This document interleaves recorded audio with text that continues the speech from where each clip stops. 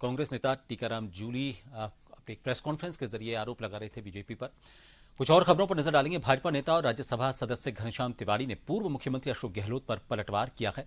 उन्होंने कहा है कि लोकसभा और राज्यों की विधानसभाओं में महिला आरक्षण नारी शक्ति वंदन अधिनियम का विरोध कर कांग्रेस अपनी मानसिकता प्रकट कर रही है।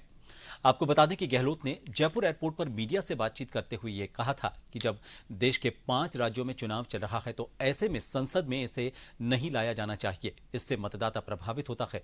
तिवारी ने उस बयान पर भी पलटवार किया जिसमें गहलोत ने यह आरोप लगाया था कि भाजपा केवल मुस्लिम हिंदू करके राजनीति कर रही है।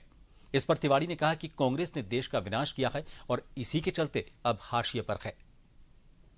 नारी शक्ति वंदन अधिनियम नए संसद भवन में लाया गया था।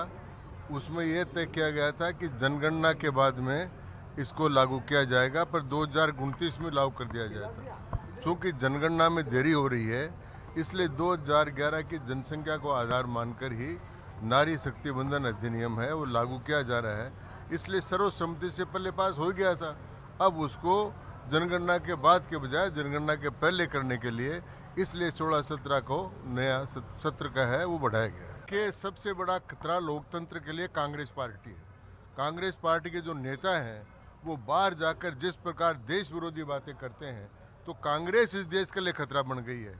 इसलिए जो देश के लिए खतरनाक है वो दूसरों खतरनाक समझते ही हैं, क्योंकि वो हम देश की रक्षा के लिए हैं, इसलिए वो इस प्रकार की बातें करते हैं।